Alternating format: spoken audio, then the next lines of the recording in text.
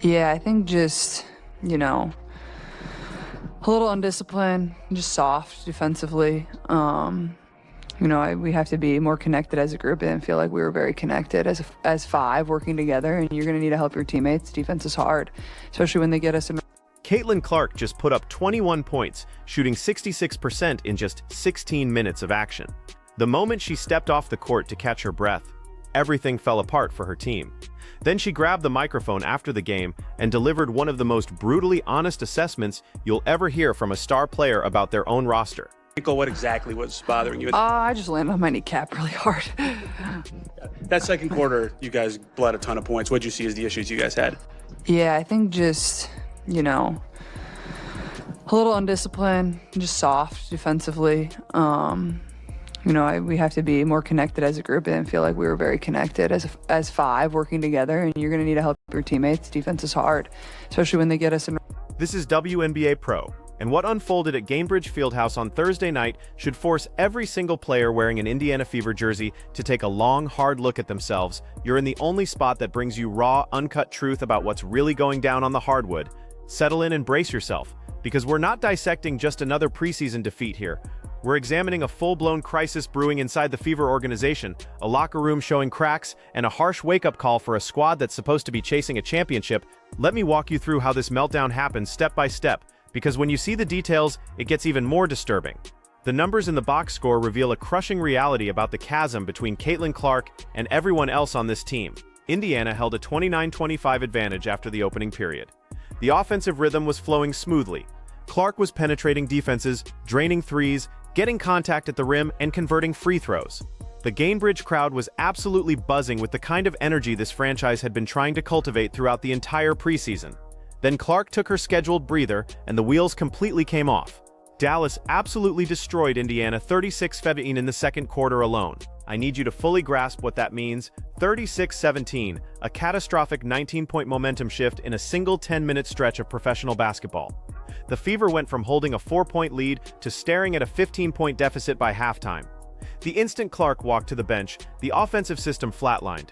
Floor spacing evaporated, ball movement ground to a halt, perimeter shooting disappeared entirely, and Dallas punched Indiana right in the mouth with a devastating surge that transformed a winnable contest into a blowout before the third quarter even tipped off.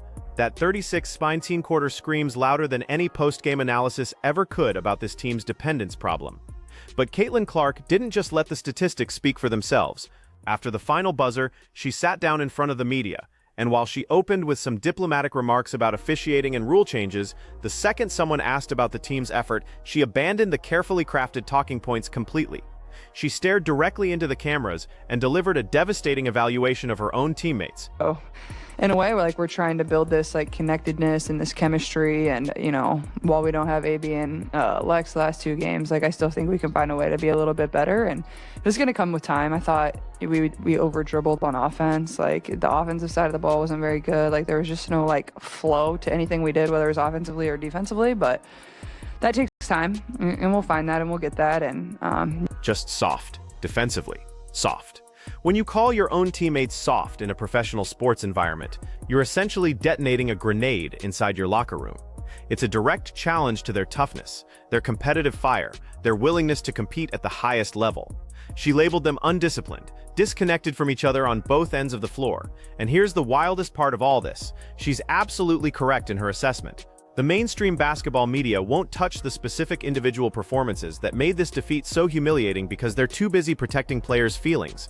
But at WNBA Pro, we deal exclusively in facts and accountability. So let me break down exactly who failed to show up.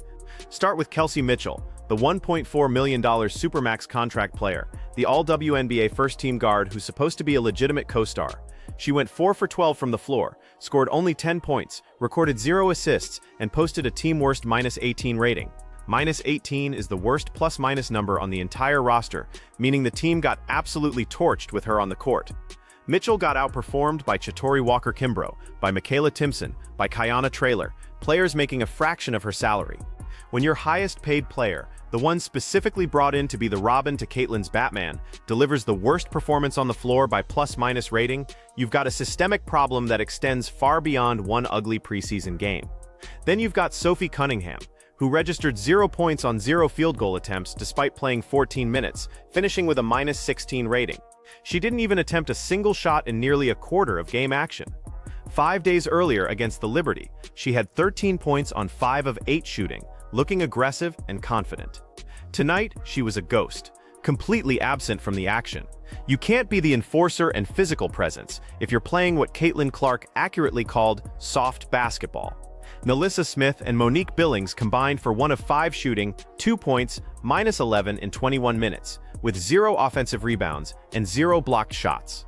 The interior toughness and physical presence she was acquired to provide was completely missing in action. Damiris Dantas went 2 for 11 from the field, an abysmal 18% shooting performance. She hoisted 11 shots and connected on just 2 of them, wasting 7 possessions with forced, contested attempts that had no chance of going in from a veteran player who should have better shot selection.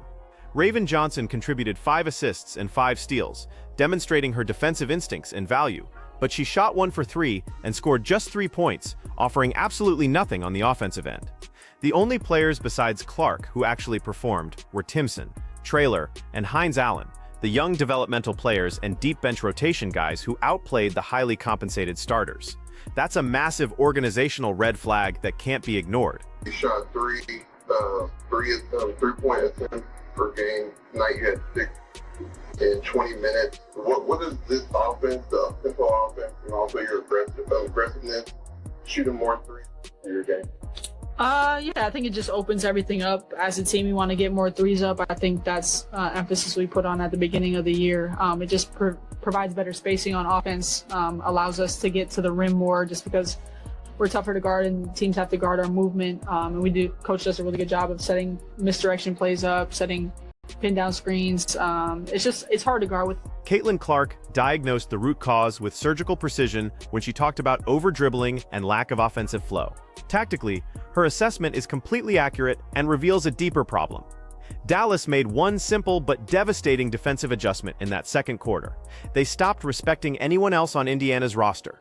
They loaded up their entire defensive scheme on Clark, sent hard traps at her every time she touched the ball, and dared the rest of the Fever roster to beat them with open shots. Instead of making Dallas pay for that strategy, the Fever completely panicked and folded. We also need to examine what happened on the other side of the court to fully understand how embarrassing this performance truly was, and that means talking about Paige Buchers. Kind of building off that, Caitlin, Raven kind of joked at the media day that she asked you 1,000 questions on the first day of training camp. What's that relationship kind of been like as she's been asking questions and you kind of being the mentor a little bit? Yeah, I mean, it all kind of happens so fast. Like, I remember when I was working in the terminology, it's like the hardest thing to kind of understand. Like, the WNBA is a completely different style than what you. While Caitlin Clark was fighting tooth and nail, battling through constant double teams and watching her teammates fumble possessions, Paige Buchers was getting legitimate help from her supporting cast. Paige dropped 20 points in the first half alone, but listen to what she said in her post-game interview about teammates setting solid screens, making physical contact to free her up, and creating space within the offensive system. The Dallas Wings were functioning like a synchronized, cohesive basketball unit with multiple players contributing. Paige had the luxury of operating within an offensive structure that actually supported her talents and made her job easier. Caitlin Clark was essentially playing 1-on-5 basketball with no real help. Did a good job both ways, so, but overall, I feel fine. You were down, you were rubbing your knee, and then you were limping a little bit. Is it your knee, your ankle? What exactly was bothering you? I just landed on my kneecap really hard. That second quarter, you guys bled a ton of points. What did you see as the issues you guys had? Yeah, I think just, a little undisciplined, just soft defensively. We have to be more connected as a group. I didn't feel like we were very connected as 5 working together, and you're going to need to help your team. At a certain point, this becomes a mental toughness and readiness issue for Indiana's roster. Are you actually prepared for these high-pressure moments or not? Playing alongside Caitlin Clark means performing under the brightest possible spotlight and the most intense scrutiny. If you can't catch basic passes, if you're shooting 18% from the field, if you're playing soft, tentative defense, the entire basketball world is going to see your failures magnified. If you're shrinking from the pressure right now in the preseason, what's going to happen when the playoffs arrive and the stakes get even higher? And just when you thought this nightmare of an evening couldn't possibly get worse, the absolute worst-case scenario became a very real concern. During the game, Caitlin took a hard foul and limped to the bench, rubbing her leg in obvious discomfort. At the press conference, a reporter asked her what happened and whether she was okay.